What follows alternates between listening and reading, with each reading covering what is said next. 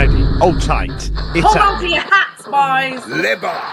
Hello, good evening, and welcome to another episode of the Wednesday Week. Just what the flipping Nora are you lot doing? I'm still in there. I'm still right behind him. It was just a very well thought out tactical plan by Danny. I want goal!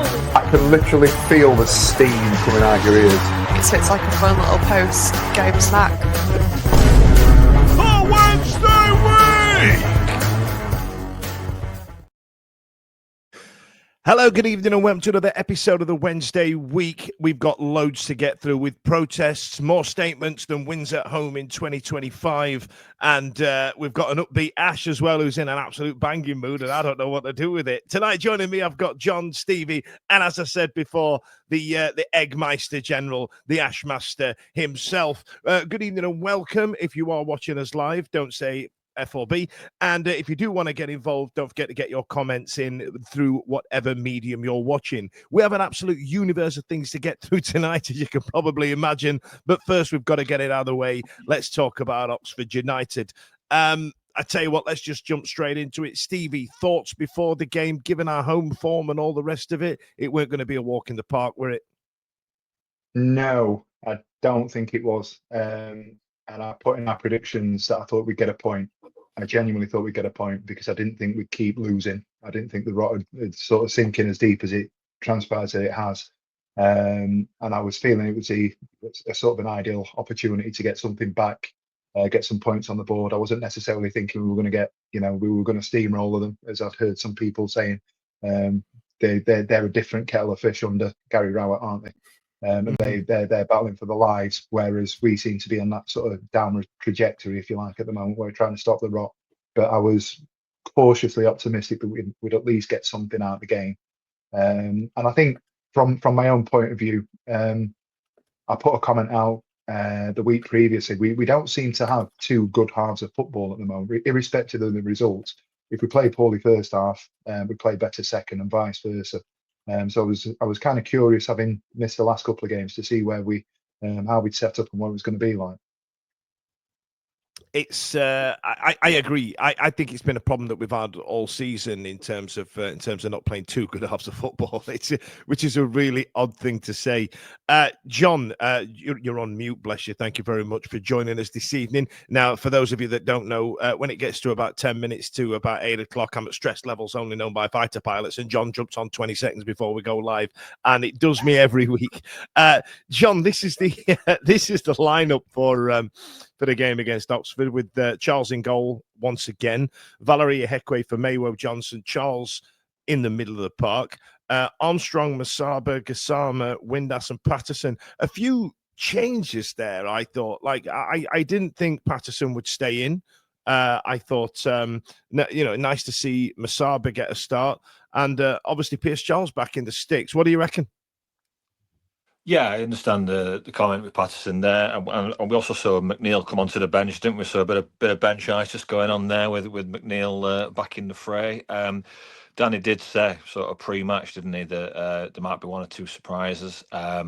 So there were one or two, but Patterson arguably is fortunate to keep his starting position there, isn't he?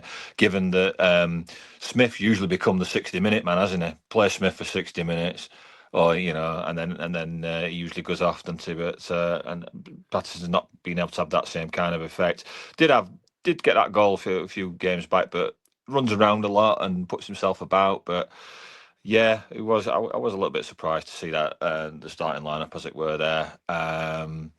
And obviously now with this now it's just normal now seeing Pierce Charles in goal as well, isn't it? And we've not really, not that we need to be given an information, but is it just he fancies him over Beadle, or is Beadle still carrying a knot? What? There's no sort of reasoning why that's happened. I don't see that it's just down to form. Could there be something around, like, if Beadle plays X amount of games, we have to pay more on the loan or something?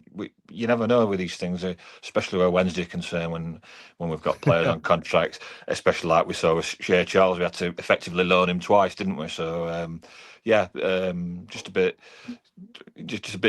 of a question mark with me why Beadle's just been frozen out like that. But fair play to Pierce Charles because he had a good game, didn't he, against Oxford? I think it might just be, sorry, Dan, I think it might just be purely that we've got to that 50-odd points and mathematically we still could get playoffs, but it's very highly unlikely. We can also still get relegated, can't we? Yeah, we can. Yeah, we can. But I think it is that he's our own player. Even though I did see something the other day that his contract runs out in the summer as well. Pierce Charles, which I don't think is right, is it? I'm sure he signed a long-term one. But it's probably just progressing him, giving him minutes because he hasn't had any, has he? Really, only in the cups. So giving him proper first-team football to get him probably up to speed or a good start for pre-season next year. Yeah, bedding him in type of vibe. I think it might be the phrase there. Now, no Jamal Lowe.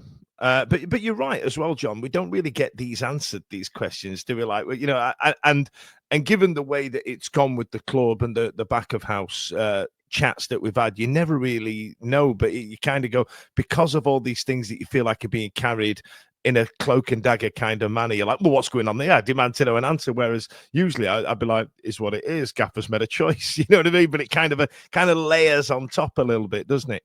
I tell you what, then let's get into the game, Ash. So to start with, I mean, this game was trash. Don't get me wrong. This was an awful game of football, and I felt like it was punishment for me because I was at work on Saturday. It was punishment for me to have to watch that back in order to record this. I've got better things to do with me Sunday night than sit and watch that nonsense. But Masaba got a start. Masaba was the first opportunity we got at the back beans.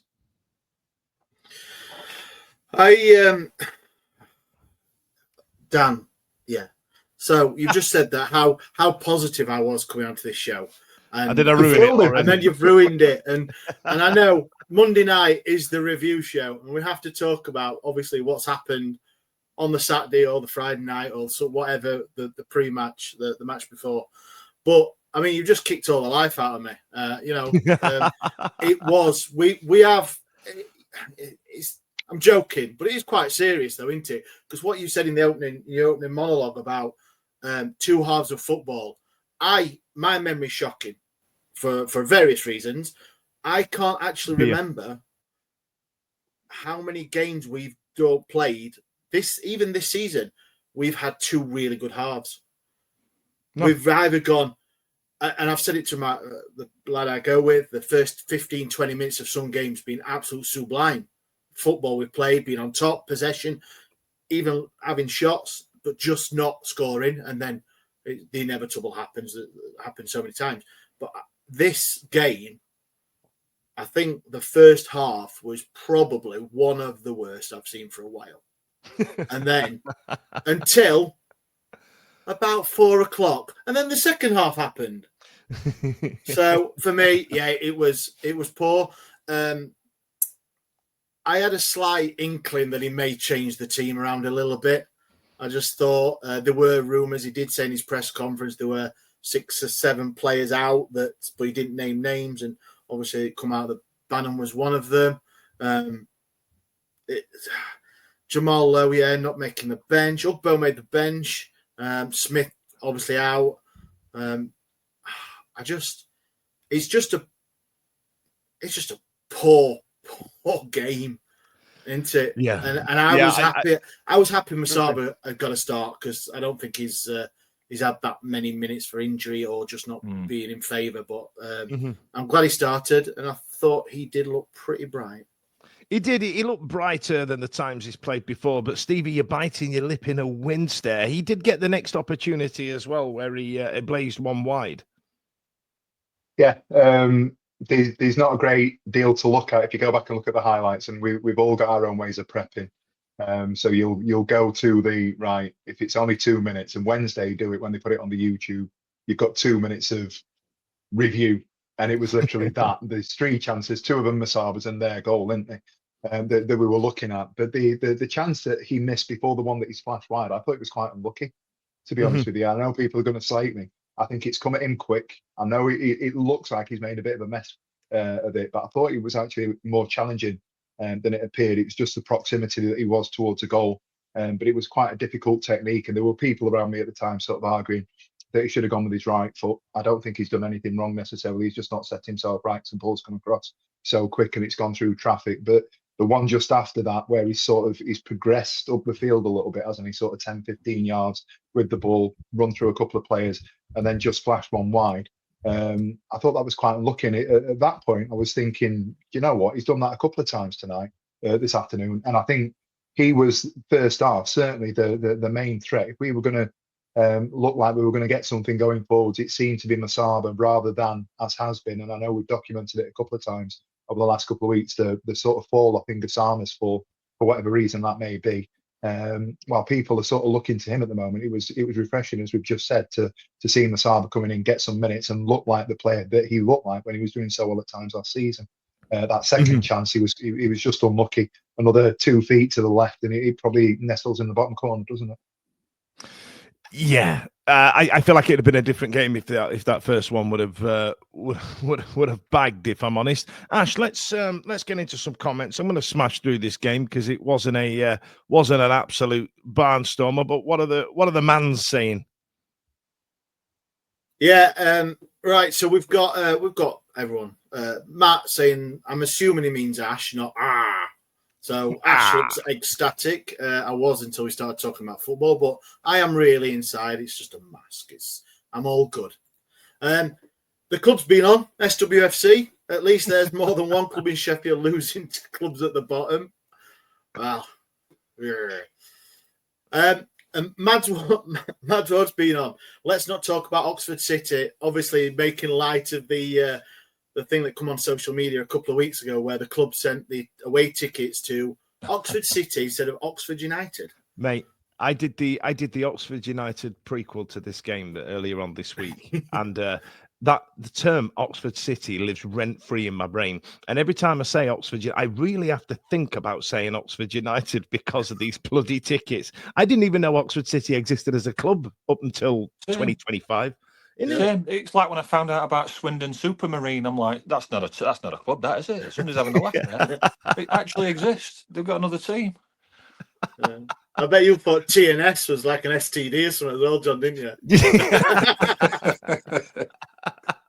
The irony of you doing a John style joke there, Ash, at John, it wasn't wasted on me there. I enjoyed that. I've seen our WhatsApp chat. I know what it's all about.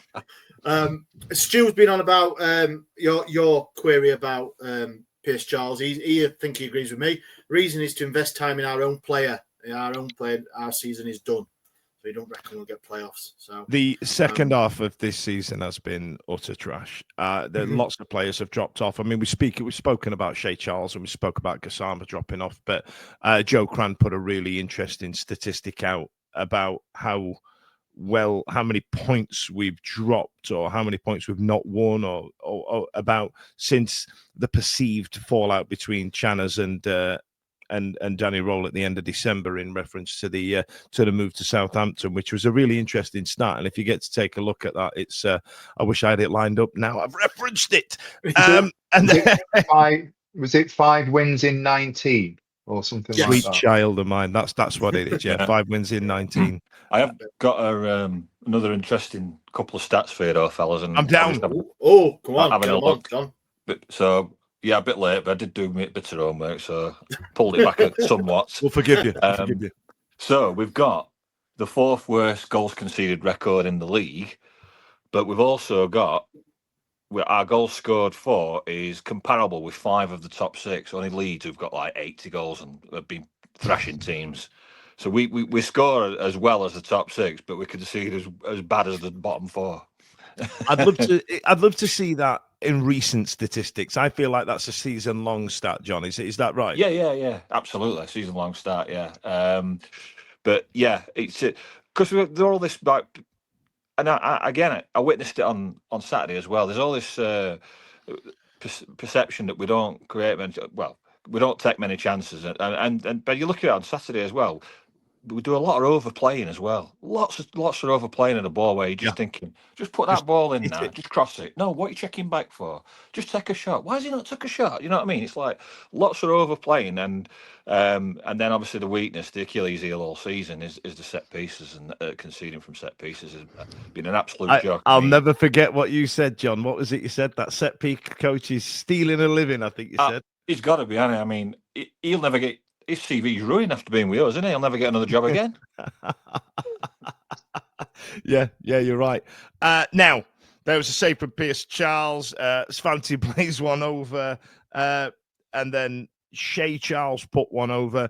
And then let's get to their goal, John. Stevie, sorry. The big long throw from Will Volks. We've seen that. I even spoke about it with their fan in the midweek. Flick on and back beans on toast. And as John says, what's this? What's this set piece coach doing? It was frustrating because it was coming, weren't it? And we kept defending. And as a very quick aside, I know we're not going to talk long about Pierce Charles tonight because we've done him. We've talked about him a lot over the last few weeks, haven't we? I wonder if there's a plan, because Blackburn did it, and I think to an extent Hull did it, and I don't know what we can put two and two together and surmise where we are in terms of what people's strategies are. But all of a sudden, everybody is in that 6-yard box and everybody is crowding our goalkeeper.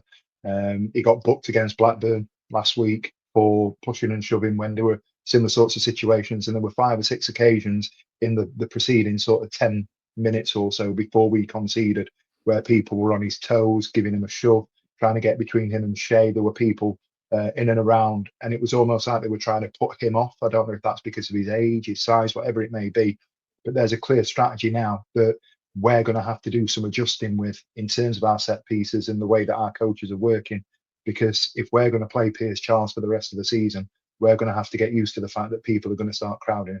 And I think that's what happened the other night. If I'm honest with you, I think people have looked at it and gone, right, let's get in and around him.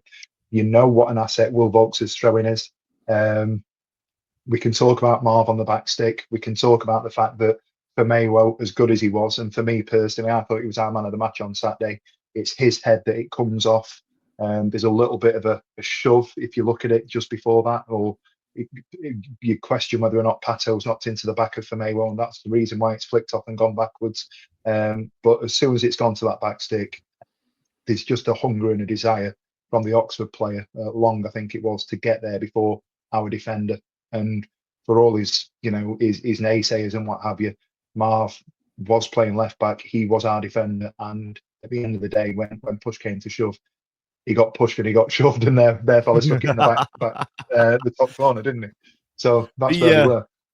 I think the grief that Marvin Johnson's had online, and then him searching his own name, or it probably pop up on his timeline, to be fair, of people talking about him, has been a difficult read. We're a few years away now from maybe about 18 months, I think it is, maybe 2 years away from him getting talked about moving to Ipswich to go and play Premier League football, to all of a sudden being maligned online, and he was at one point our highest assists in the stats. You could almost say saviour last season, weren't he? Because he was frozen out, weren't he, at the start? He was living it up in Dubai, training on his own, for whatever reason, through Cisco. And then he came back, didn't he? Yeah, and then he came back, and he was a different player. He was, and not even 12 months, is it, I suppose, on, he's run out of gas, hasn't he?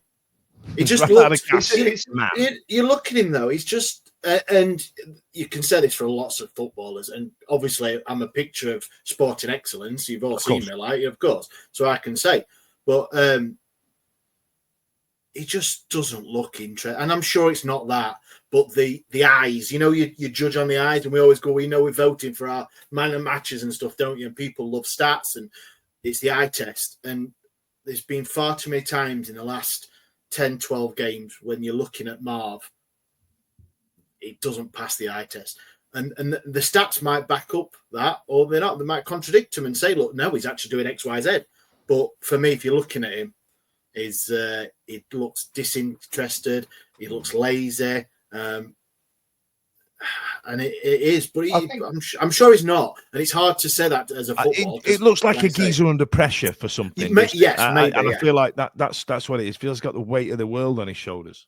Go on, Stephen. But that's the thing, isn't it? Because if you go back those 10, 12 games when he was playing previously, you go back last season, we were playing three at the back and he was stuck out at left wing back. Yeah. So I think there's potentially an argument that Marvin Johnson is a better player playing left wing back when you've got Firmino or whoever was playing left side of a back three covering him, and you've got those players in the middle of the park that can support him. I agree. I think if we play three at the back or five, as you want to call it, and he's pushing on and getting forwards, he's a very different player. So, you know, whilst we're talking about his eyes and he's looking lost, he's looking fed up, or whatever you want to call it, it happens and it shouldn't happen. But the reality is there are players nowadays that if they don't want to play in a certain position, they're not happy playing in that position, they get the face on. And it may very well be that he just doesn't want to play left back.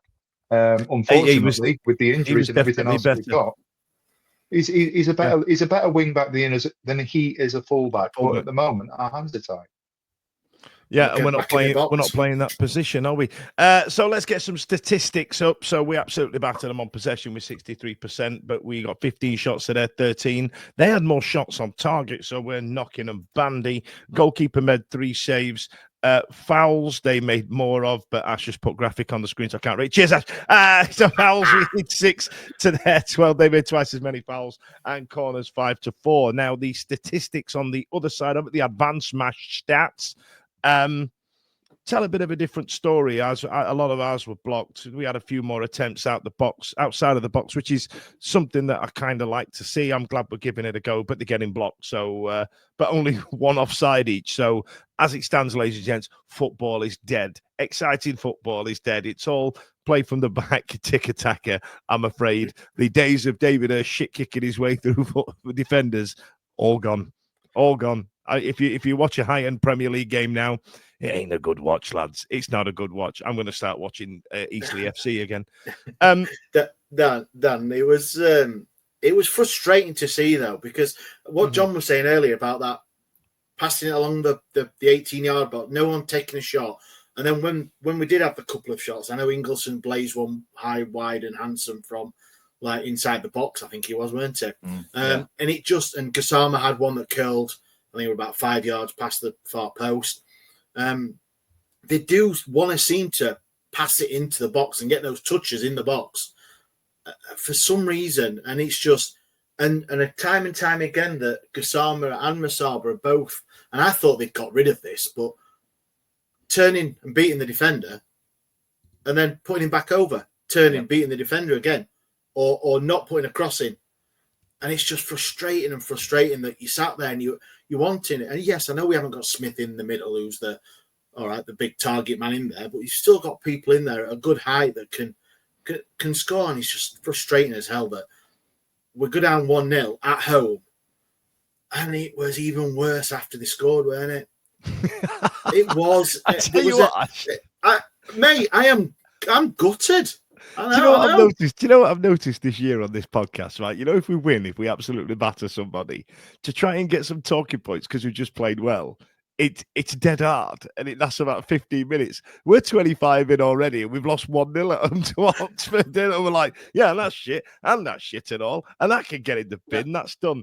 No. Yeah, it's easy to come on here and we've got all the opinions that we do throw at people and just sit there and say he was crap, he was shit, he was this, he was that.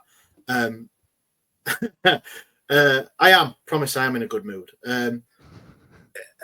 But it was though, weren't it? And I'm sure the players went in. Well, they didn't because they had day off, I think, today. But if they went in yesterday, I'm sure they went in and they had to have a look at themselves. And I'm hopefully Danny, regardless of whatever his position is going to be, after a month or two, that he gave them a right rollicking. I hope he gave them a rollicking. Yeah, I don't think he didn't. I mean, anymore. I think he's checked out. Go on, John.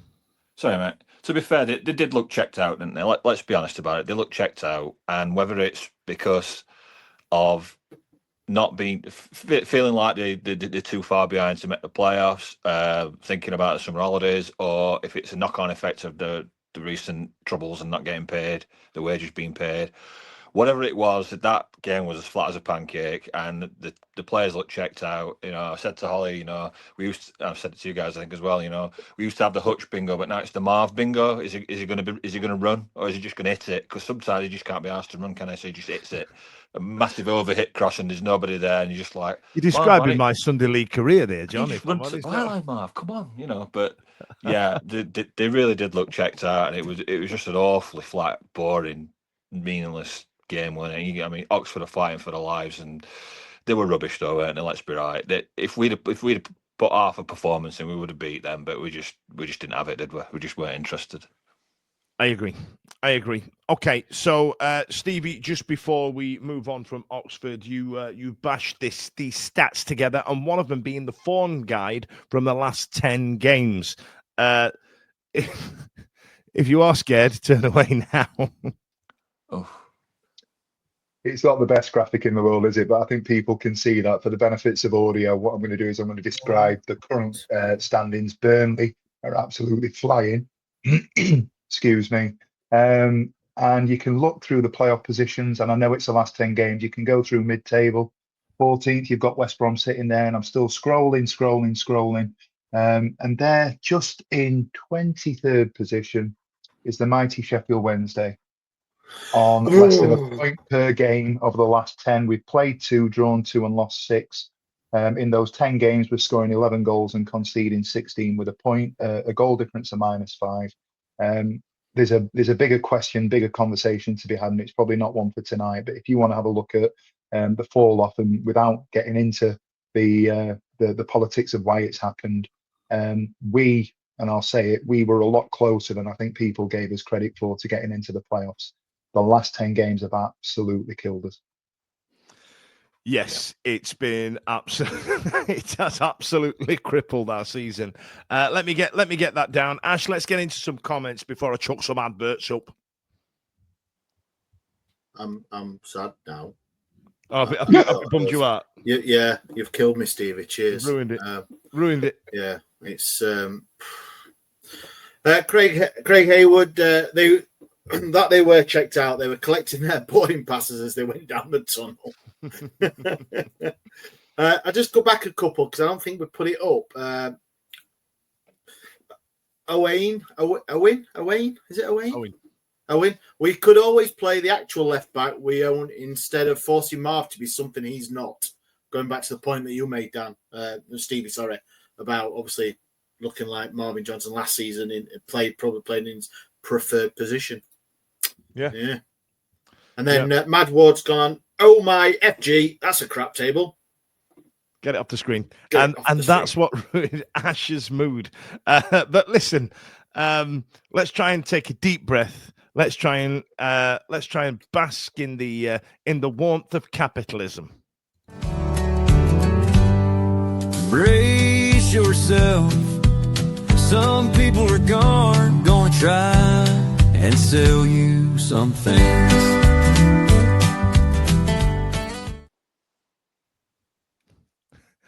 Now, before the game started, we had a huge chat online. Go on, Stevie. You've just played the advert break, and the viewership's gone up by like 5. Yeah. People love capitalism. Into your adverts. We all pay money. We all pay money to Chancery. We know how capitalism works. And they've just dropped off when we start talking. So there was a number of people chatting online about turning their back to the game at the 10th minute. So on the 11th minute, we turned our back to the game. The people at Hillsborough as the clock struck 10 past, and there was a protest. Before that, 4 hours before kickoff, there was a statement from the chairman as well. We'll talk about the protest later on, but I want to get more into this statement. So I prepped up a few infographics. So the first statement came from Chancery himself. Like I said, this is 11 o'clock in the morning, just before we played this game. And I've took some snippets out just to take a look at some of the bits, because there's a lot of, oh, woe is me, and you're all being nasty to me and stop it online. But there's a few bits that stuck out to me. Do it, Daniel. Do it, man. Do it. All right. Do you want me to do it? I ask to keep an open mind regarding the truth. Do not rely on unfounded speculation or rhetoric that some people may create. Yes, that is true, and the players were paid late. I'm truly sorry for that. All back office staff were paid other than 10 senior people who were partly paid, and this was resolved at the earliest possible time. There's a lot of speculation regarding the coach, our relationship, and the future.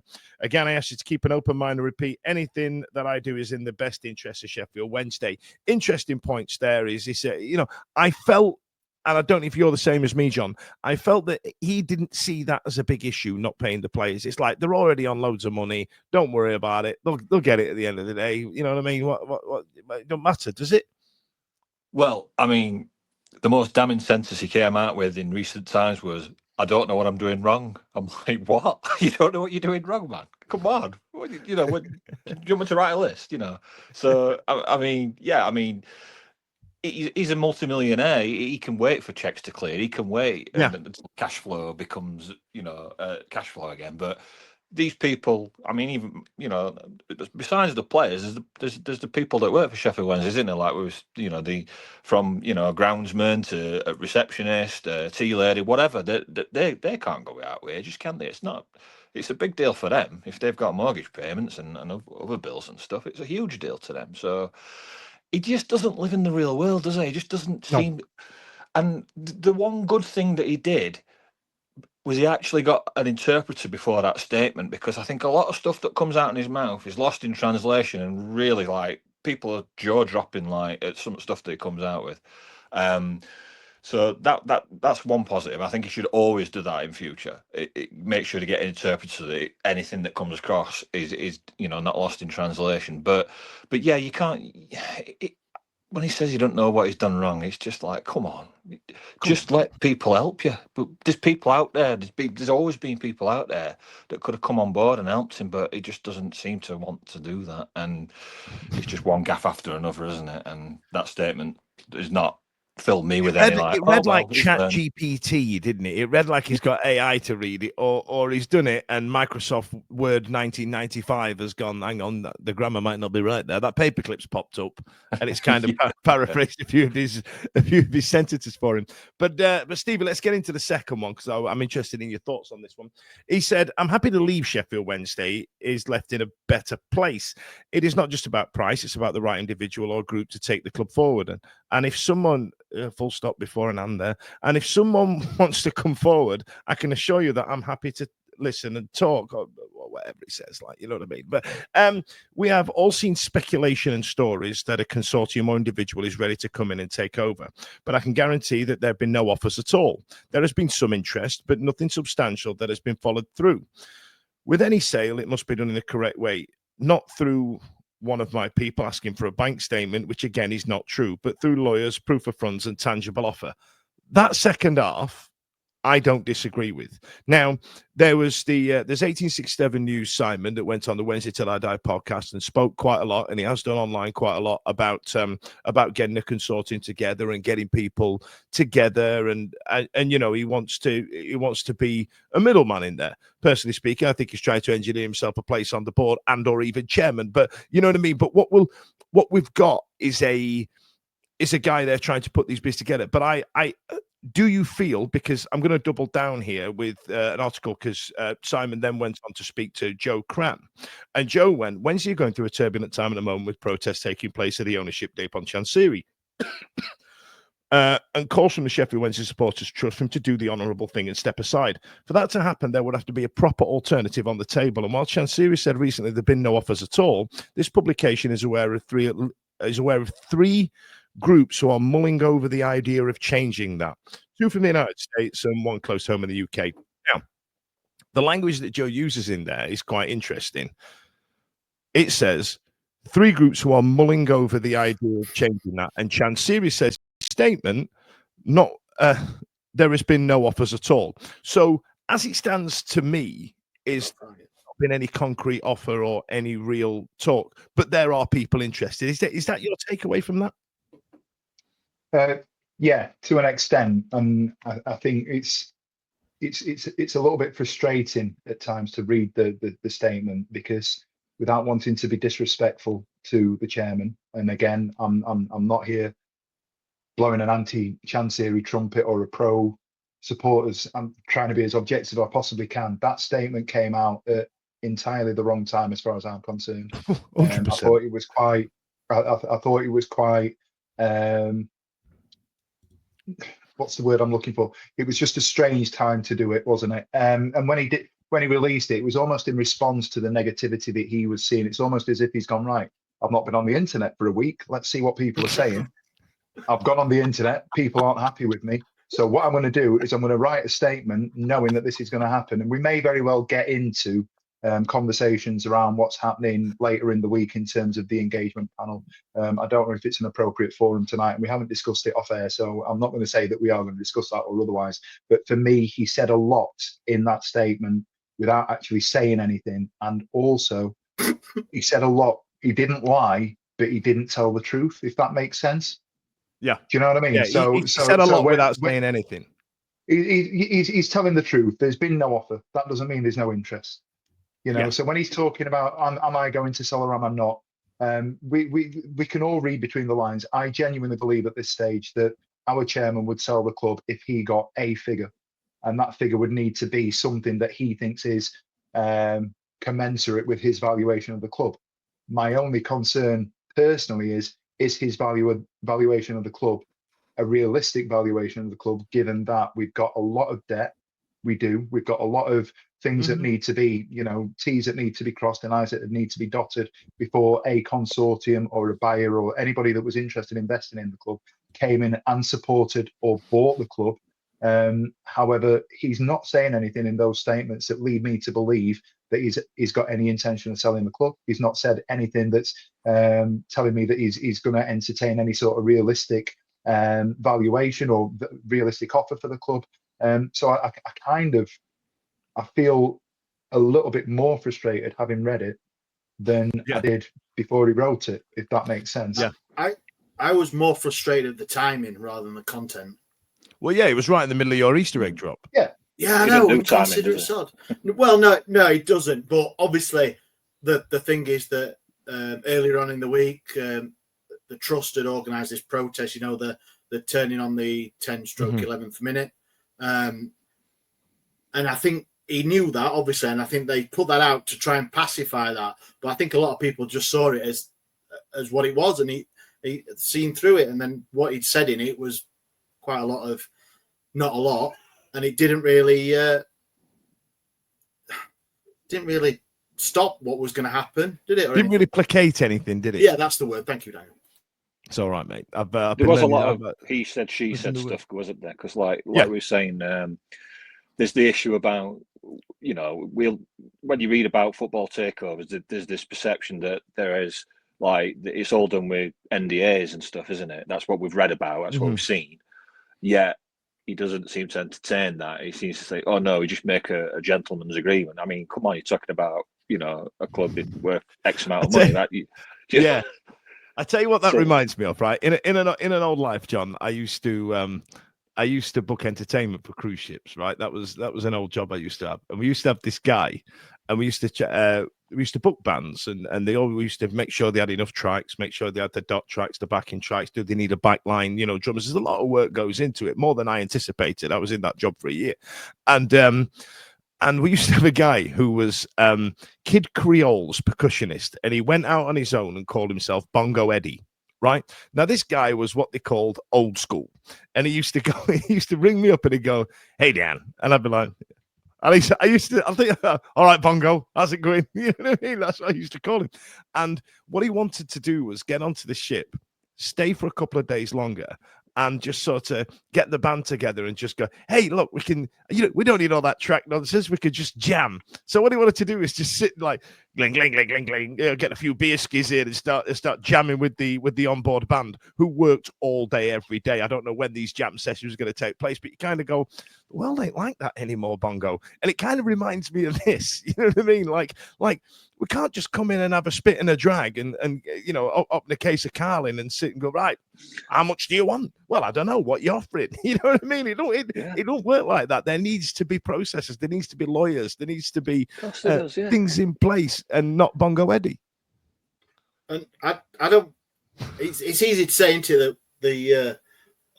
I don't personally think that things should be played out in media or on X or Facebook or whatever either. It doesn't matter who you are, and we're not no voice for anybody, are we? We don't say X, Y, or Z. It's not our place to. If people want to, but I don't think it's quite an emotive subject at the moment into the selling of the club, and I think that a lot of people take a lot of what is said online as gospel and get really irate and upset and everything like that. But if it is something that's going on in the background, I care. Of course I care. But if it's going to stop stuff happening, I'd rather it not happen on social media or in the media, should we say. Because tell me when we're on the vinegar strokes here. You know what I mean? I don't want to know the preamble. Yeah, it's exactly that, isn't it? And just a couple of points. There is never, to my knowledge, been a club that has successfully orchestrated a takeover in the way that certain elements, and this isn't a dig at anybody, please don't think it is, the way that certain elements of our fan base seem to be going about it. We're washing our dirty laundry in public. And if I'm a person who can invest in a club and has the means to do so, what I don't want, because I've got a lot of money behind me, I don't want people knowing my business. I don't want people talking about who's interested, who's doing this, who's doing that at this stage. I don't want it to be brought by people on social media, because these people on social media, whilst their intentions are just and good and wholesome, and I understand that people are doing it for the club, and certain people will argue that the reason that I am breaking this news on the internet is because there are a lot of irate fans. The trust is up to 3,000 members, I think it is now, plus. Great. There are people, fantastic. They're coming together of all these groups, and without wanting to blow smoke up your arse, mate, the podcast last week was absolutely fantastic, listening to all those people talking. And if everybody's on the same page, that's brilliant. But that doesn't mean that we then have to go, right, every 3 hours, we're going to put something on and we're going to break this news, and then we're going to do that and we're going to do the other, because there's a lot of moving components that are going on behind the scenes that are going to impact on things that are happening if we start talking and airing our dirty laundry in public. So let's just, and I know I've got it on good authority. Anybody that's been in and around the person knows that Mr. Chansiri is a person of honour, and he wants people to be honest, but he doesn't want people talking about his business in public. So when we are talking about it, you don't want to poke the bear. Is where we're going with it. You don't want to be upsetting somebody that we're trying to be on the right side of. And this isn't me being scared of him and saying that we should be, but it's just saying, look, we've got to do things right. And I think there's a right and wrong way of going about the business that we're going about. Yeah, there's a lot to unpick. Ash, get me in some comments and then we'll talk about something nice. This is a difficult topic because bear in mind, as Stevie says, right, these conversations that are happening behind the scenes are important and they need to happen. And I kind of agree with what you're saying, Stevie, that they don't need to be played out over the internet, because it's whipping everybody up into an absolute frenzy. And for the trust to go about it the right way, for the fans to actually do something, I thought was great. That I've never seen that amount of people at Hillsborough united in the same message, which was genuinely impressive to me. I thought it was really good. Let's do some comments, Ash. Let's see what the people are saying. Izzy Nick on about Chansiri, not you, Dan. He's in a weird bubble where he's not accountable for anything. That could also be about me, but I agree with you. Yeah, there's very few people in his world that have said no to him in his life. Yeah. Where's that starred one? So a couple of people in the comments put about the statement and who wrote it, and I think Matt has probably come up with the best comment that we've had.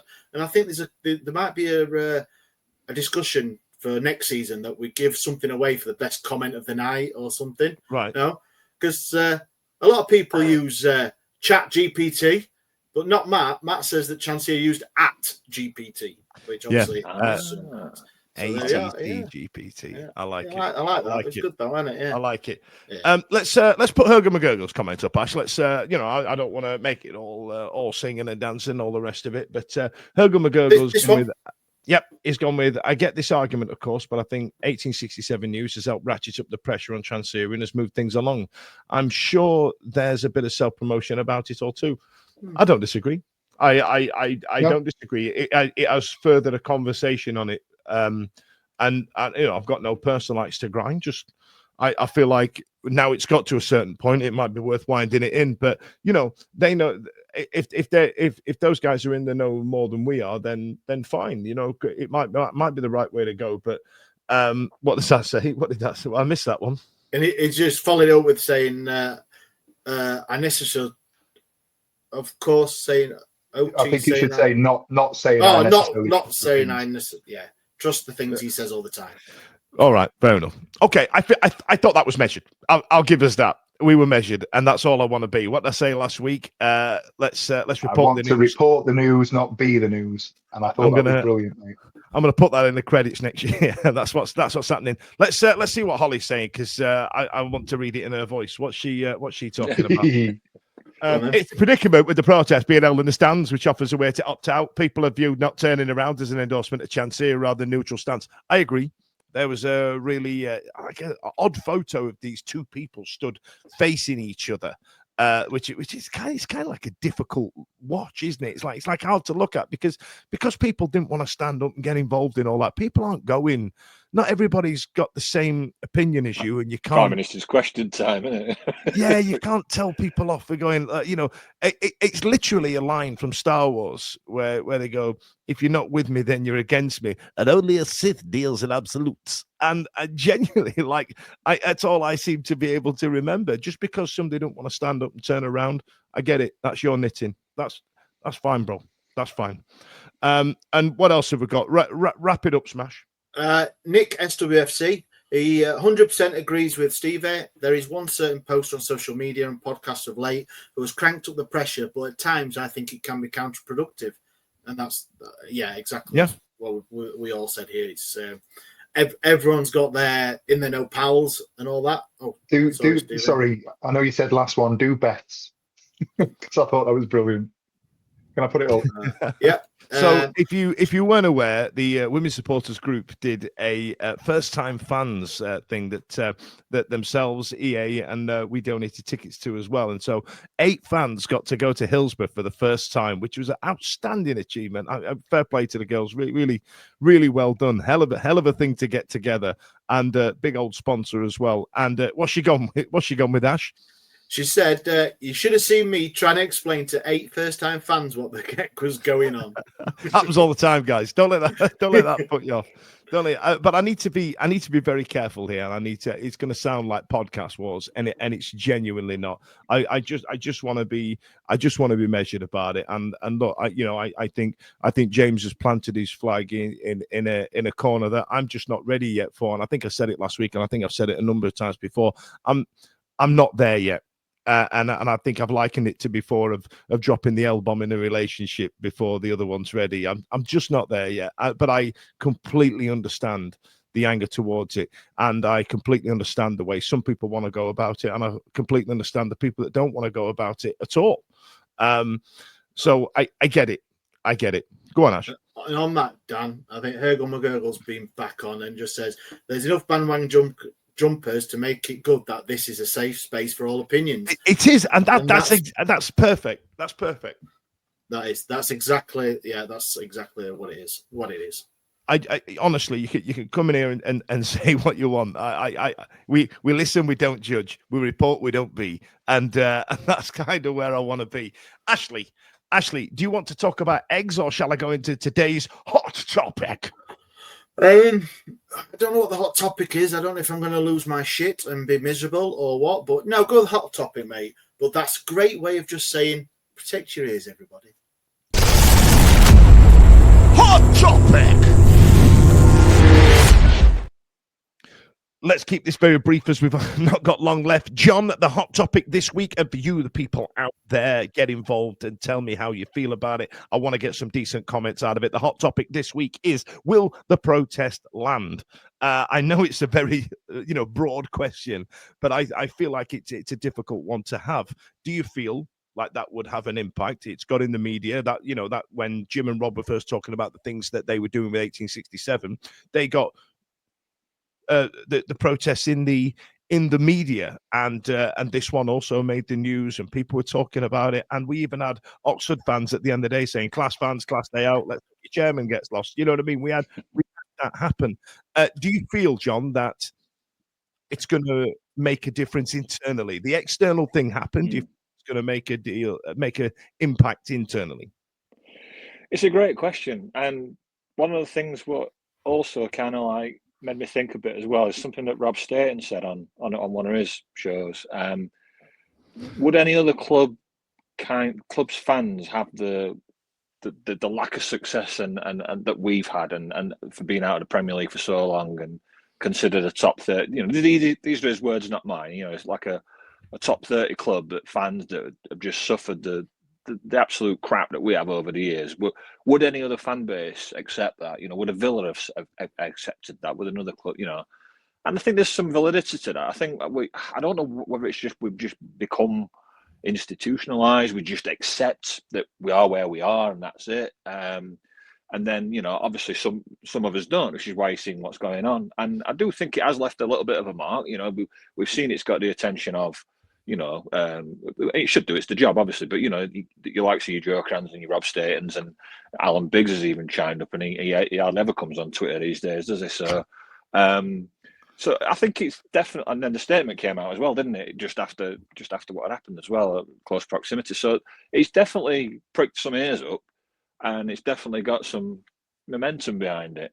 I just wonder if, you know, how I'm interested to see how it progresses now, because there'll always be that fan that just says, well, look, you know, I just want what's best for us. I don't want to make too much fuss. I don't want to slag anybody off. I don't want to argue with my friend who's totally opposite to me. He wants Chansiri gone. He can't stand him. He's not going back until he's gone. There is genuinely fans out there. We even know former podcasters that's not going back until Chansiri's gone. So there's levels of frustration on one end, and then there's and it comes out in that way, and then you get frustration on the other end where they'll privately say, you know, what they want to happen, but they're not going to go and, you know, turn the back or hold a leaflet up or throw a tennis ball on the pitch. But so I think, you know, I'd be interested to see how it goes from now, because I do think it pricks some ears up, and we'll just have to see how it goes from here on in. It's interesting you mentioned Rob Staten there. I'm going to do it, Stevie. I'm going to have to bring it up because I really made myself laugh with this. If you're not part of our Last Man Standing chat, you need to get involved. We'll be talking about that at the end of the show. And Ash posted in the Rob Staten clip, and I wrote, and I quote, because he goes on, doesn't he, talking about why do fans accept this? And I wrote, we don't accept it. That's why we're also fucking Mardy. We've been turning up for 25 years, crowds in the 20-odd thousands, constant sold-out away tickets, protests planned and carried out. What else is he going to say? Water is also wet. Brace yourselves. Alan Partridge adds content is what I wrote. Like, we are Mardy. What do you mean? Would you accept it? Sure up. We're angry. We've been angry for a quarter of a century. What's he talking about? You know what I mean? Where was he 5 years ago trying to get everybody together? Yeah. But no, someone else has done some work online to get everybody together. And now he's like, yeah, I agree. I also agree. Fuck's sake. Go on, Stevie. Have some words. Big fan of Rob's, aren't you? Yeah. Apparently, he loves this show. Apparently, he's not told me that or anything, but I've heard on the grapevine. So it was our 10-year anniversary of me getting blocked from him the other week. Not that you're bitter. I'm not blocked. Keep winning. Anyway, protest wise, it's in the national conscience to an extent, isn't it? Yes. I'm looking at some of the comments that have come up tonight, and it's been nice to see that people are calling us balanced and suggesting that we offer some sort of constructive viewpoint on both sides. My contribution to this discussion would be to question where we go next with it. We play Middlesbrough. We're not going to turn our backs at Stoke on Friday. We play Middlesbrough on Monday. If things are in a similar situation to where they are now and everything's moving, news has been reported today, things will happen over the next 3-4 days. I've no doubt there'll be further reports coming. And as much jokes aside, as much as I've got respect for all of the broadcasters and all of the reporters that cover Sheffield Wednesday, the fact that Joe, knowing Joe as we do, has taken to social media to post his article and say that this is interest. I know that Joe and Alex, because they're the two that I read, and it's no disrespect to anybody else, more closely than anybody else, If they're reporting it, it's because they've heard, they've seen, they know things They've that got are some worthy news. of Joe said it last week, didn't worthy he? of being Like, reported. Yeah, absolutely that's an that. excellent point. Yeah. So if it's now at that level, something's clicking somewhere. And I'm not saying that it's because of this or that. It's because things are happening. I just wonder what happens next. Is there going to be an expectation that on the 10th minute of next Monday's game, people are going to stand and turn their backs again? Is there going to be a procedure where we move on, a progression from that, where something else happens? Whatever that may look like is what it is. But I think if we are now at a point where that protest has happened and people will have their opinions, I think objectively, the question was, will the protest stick? There has to be something else now. And I'm not saying that I'm for or against or whatever. There has to be, for the protest to continue or for it to have an impact, something else has to happen now. Otherwise, what we done it for? Yeah. Wrap it up, Ash. Yeah, I totally agree. I think the suggestion of this was turn round. People they did scoff at it and they said, "What's that going to do?" But I think you've seen, if you look round the stadium, that there was quite a lot of people doing it, and it didn't. It didn't affect the players at all, did it? Because they were shit from minute 1. Never mind after minute 11. But yeah, there was something. There was a great deal of people doing it. So yeah, if the trust are going to move on with whatever they want to do, and hot topic is it land? Yes, it's only landed if something else happens. Because, like I think someone put in the chat, that they'd rather have saw that protest than the tennis balls.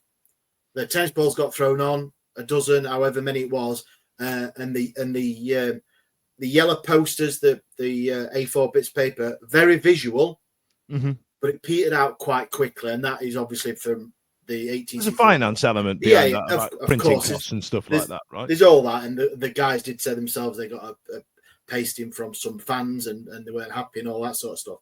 But for a protest again, I don't know what the trust's plans are for that, but I'm sure they'll try and get something out that might be something different, that might be another step.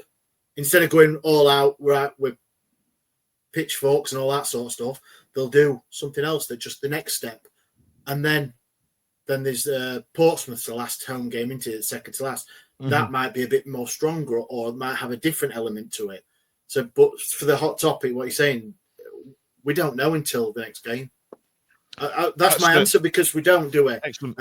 And I don't know what if they're going to do anything about it. That's an excellent point. So if you're a part of the protesting organising committee, you guys out there, what are we doing next? What's happening next? I feel like that's a pertinent question. I know I've said it in a really flippant way, but I feel like it's pertinent. Are there any extra comments to bash up on today's hot topic? Craig Haywood's put on 10th, 20th, 30th, 40th minute. Keep it going. Well, hell, you'd get dizzy, wouldn't you? The Bonnie Tyler comment up there, can't you? Like, you know what I mean? 10, 20, turn around, and then 20 minutes, turn around. Every now and again, just keep. The other day we were laughing and bantering, weren't we, about playing songs with the term "turn around" in it. You know what I mean? Just play a different one every 10 minutes. Yeah, I did. I think there was I think the idea was, and it was a bit, like you said, flippant, and because you know what we're like on this podcast, there's a lot of stuff in our what that's funny and we try and think, but it was like a match playlist, wasn't it? Yeah, it really was. Comment of the night here, John. Chef Cam, YouTube royalty. John, get your camera on landscapes. Doing me nothing. Being portrait on your Todd. I agree. We didn't want to say anything, but yeah, didn't want to say it, but yeah. Also, so right, that was tonight's hot topic. Still in its infancy stages, and I feel like something will land at some point. Whether DC will listen, I feel like you say, Ash, it's based on whatever the next steps are, and I completely agree. I feel like we were balanced there. I felt like that was all right, Ash. Ashley, This is where you talk for a bit. Now, ladies and gents, this is what I call Ash Christmas. Even though it's another religious holiday, what happens is Ash puts himself through inordinate amounts of stress from about the end of January, and I think he's finally just come down, probably about yesterday. So And bear in mind as well, I've not helped him one iota through this entire thing. I've retweeted his tweets. This has all been Ash, and he doesn't think about it enough. So anything that you've got to say about that, what he's about to speak about, it's all Ash. Go on, pal. Yeah, obviously you've seen us bleat on about it for the last few weeks about our annual Easter egg drop, because that's counts now, doesn't it? Doing the second thing. We're now, like how many people do you have to murder to be a serial killer? I think it's more than one. So yeah, we'll have that.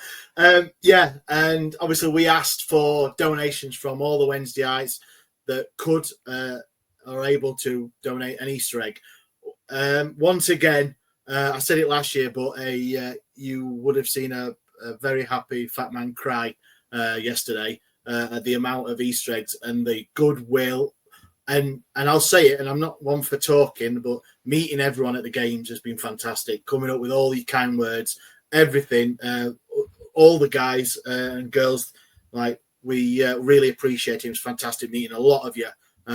It was great. It was really eye-opening. So for PACT and the Sheffield Children's Hospital, who had two charities who we were going to donate the eggs to. So it was good. Last game. You want to know, don't you? These guys don't even know how many eggs we connect. You've not told us, but I've got a visual aid for you, Ash. Oh yeah. So there we are. This is a selection of. This is not them all, is it, Ash? This is a selection. It is. No, that's them all. But it doesn't give them. So the ones on the right hand side are about 5 to 6 deep from the wall. Yeah. People are buying you crates of eggs now. Crates of eggs, yeah, crates. Yeah. Sweet so child, when I was younger, it was crates of Stella, and now it's crates of bloody Easter eggs. So either way, neither's good for your cholesterol, kids. It's So I counted them all with the help of my good lady. We've wrapped them all and everything. So the first lot has been delivered today to PACT. So we went there. So the last year it was 659 eggs we managed to collect. Right. So from that photo, guys, have you just got a quick? I did put a competition out, so there is a winner. So I have got a winner that I will contact after the show, but there is a winner because I did ask how many eggs people thought was we've been donated. So a little free competition up on the socials. So just have a quick one, guys, before I actually reveal. Okay, I reckon it's in 770, something like that. 775. I'm going to go with that. John, Stevie? In the comments, someone, quick, if you want to get I'll go 736. What was last year, Ash? 659? 659. It's like comic relief, isn't it? Yeah. I'm going to go ultra optimistic, and I'm going to go 800. 800. Oh, imagine if we've done 800. Right. I feel like a bit of a drum roll here. Yeah, I'm annoyed I've not got a graphic ready, actually. I must admit. Well, Daniel, funny you should say that because I have. Are you ready? Hang on, we've got some guesses from the online people. If you want to have a look here, we've got 870 from Craig, 813 from Stu. Mad Ward 781 and a half. Yes, I did get a bit hungry. He knows you. Yeah, he's met you. 936, 823. Right. Are you ready? I'm always ready.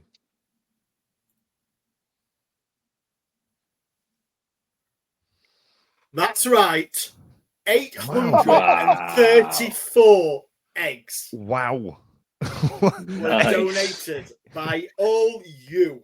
Well, wow. So, 834. That is an insane amount of chocolate, you absolute crackhead. I question everybody's lips. How did you keep it all from melting in the sun? Wow. There were some casualties, weren't there? We put them under the north stand, so it's all shaded under there. And it didn't collapse on it, so it was good. So 834. So we thank every single one of you. There's been donations from all around the world as well, which has been fantastic. Monetary donations, I went out and bought the eggs, so they didn't get them delivered down. I know I saw you panicking then. But yeah, 834. Thank you very much to each and every one of you. It is going to really help lots of children over the coming probably years, all that. Just a shout out, I heard an absolute fantastic story on Saturday from somebody, and I'm not going to repeat him up because it's making me get emotional, but someone told me a great story about the Easter eggs and stuff, so it was fantastic to hear. So it does make a massive difference to kids. But thank you very much for all of it. It's been an absolute pleasure, and we might do it again next year if this podcast's still going anyway.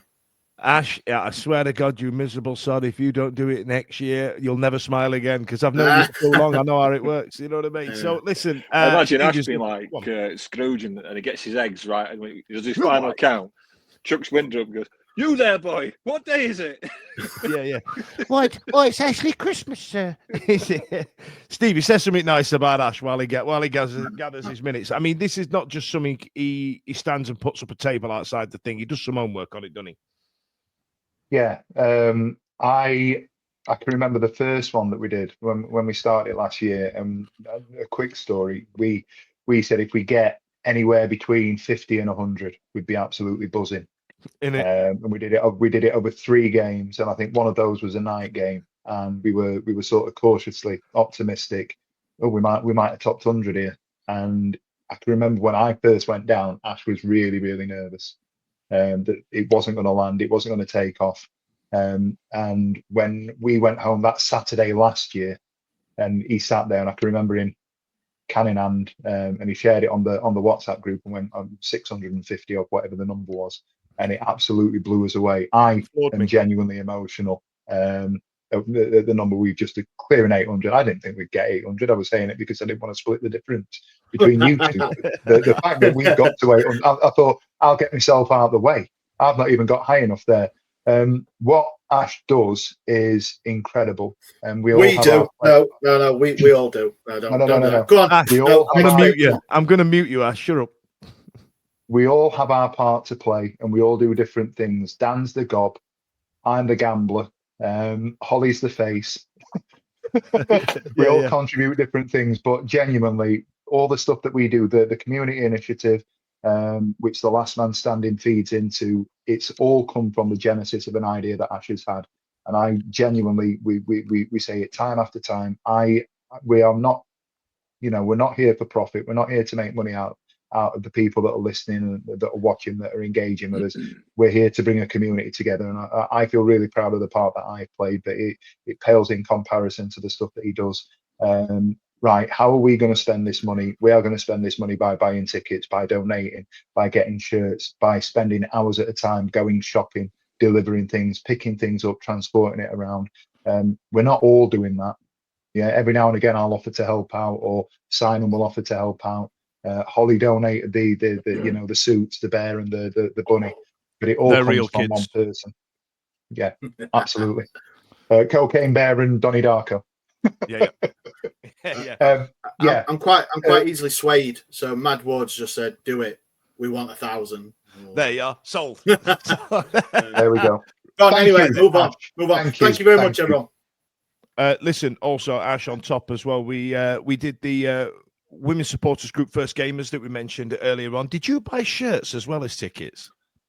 So we did, with the help of all you guys. We donated 4 tickets to the Women's First Fans. Absolutely fantastic thing. I hope they do it again. And then we also donated little goodie bags with shirt and an Easter egg and some little Haribos in there as well. So I had no idea you did that until I read it on a post. You soppy bastard! I can't. Right, half price. They were half price. I thought, yeah. Now everything fits. Stevie, talk about some gambling. Yeah, I've got to follow that by saying, give us some money, please. Give some money so we can buy more shirts for kids. It's for kids. But kids, I'm going to whack this up.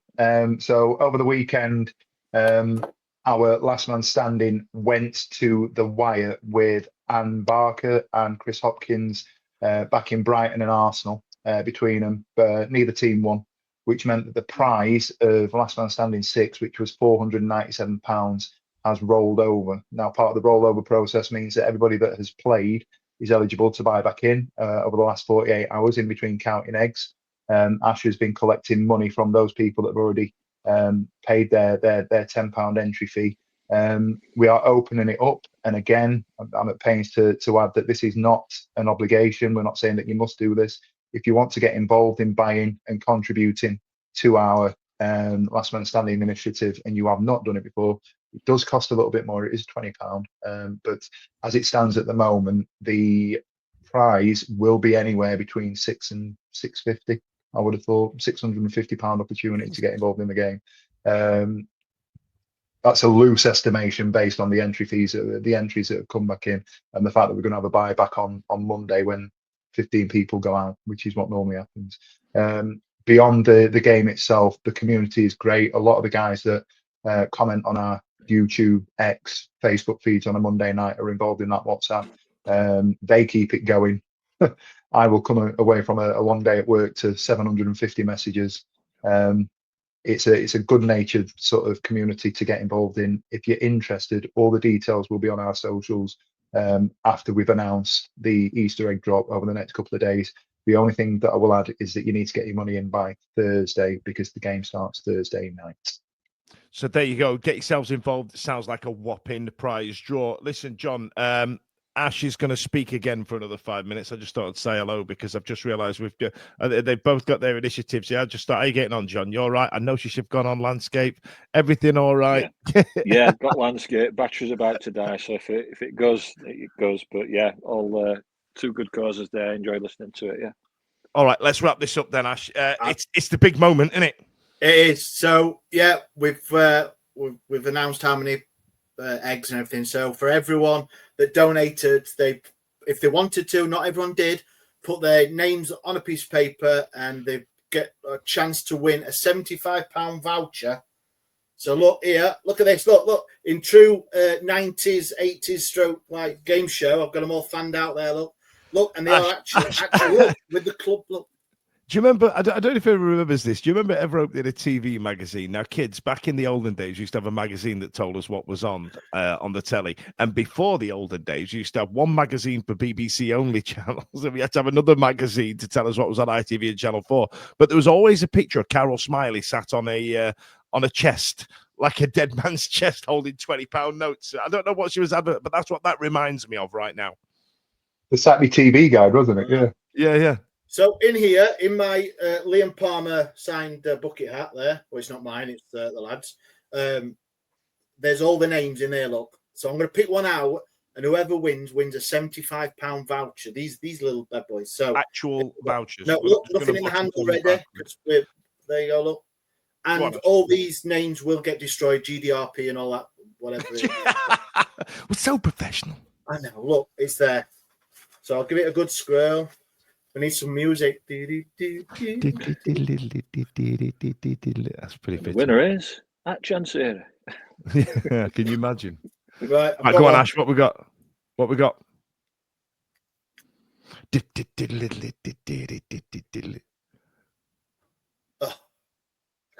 that bloody would happen, wouldn't it? Can you not read your own handwriting? T Goldip. Oh, I've got his number there. Oh, sorry. Shouldn't do that. Sorry, Terry. Or whoever. T Goldip. T Goldip. So if you're the winner, if that's your thing, we'll reach out to us on one of the social medias and we will get right in touch. Spell out the surname for me, Ash, or has he got his contact details on there? It's got his contact. So it's T GoulDip. It looks like. So it could be a doctor. So could be. Yeah. But yeah, congratulations. You have won £75. And if I get them to you as quick as possible, it'll still be half price, I think. I don't know where it Get in.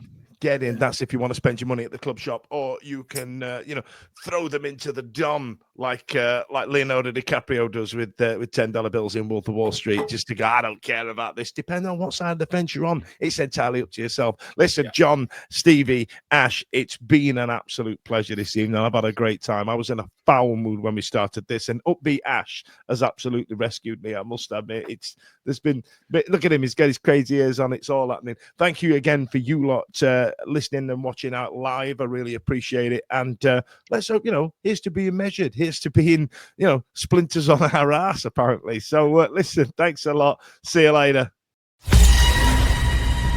every week, live from 8 p.m. It's the Wednesday week, bringing you football analysis. He came in. I think he scored a goal. Bringing you banter. Yeah. Bringing you responsible life hacks. Met you wonderful souls at 10 a.m. for some shots. The Wednesday week. 1, 2, 3, 4 live. Available on all social medias. Obviously, this goes out on YouTube and as well as all the other social media out there, podcasts, etc. The Wednesday week 24-25 season. Join us. Put on your podcast.